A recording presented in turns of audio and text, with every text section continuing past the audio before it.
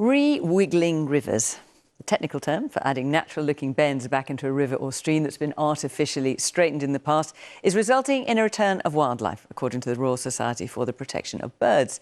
The charity says it also reduces the risk of flooding, and the government should encourage more such river restoration schemes by providing financial incentives for farmers and landowners.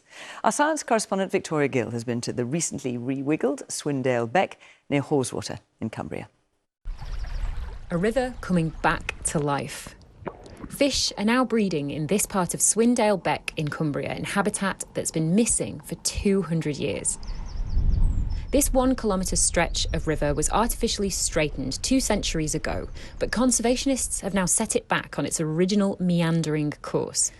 The results of this restoration are really starting to show.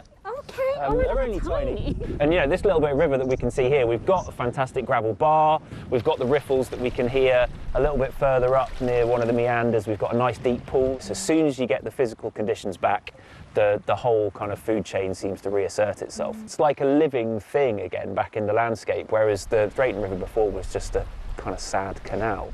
The river was straightened by farmers to reduce the risk of their surrounding hay meadows being flooded, but that had unintended consequences for nature and for the quality of the water in this landscape. The slower flowing water is now cleaning itself, depositing sediment on its banks rather than washing it downstream. If a river's straighter, it's basically firing all of the material in the river, all the fine sediment, into our water intakes, and that then has to be cleared out at a great cost. The meandering water can now spill out onto its ancient floodplain, so there's less risk of flooding downstream.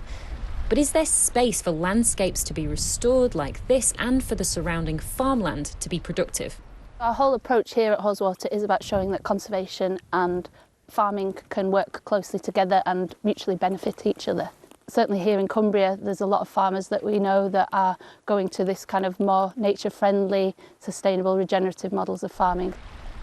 Do we need more wiggling rivers then across the landscape? Yeah, nature really does need chaos, it needs randomness, it needs the freedom to be dynamic, it needs the potential to be able to kind of change over time, knowing that we can, as a species, kind of put back, we can restore this stuff is hugely inspiring.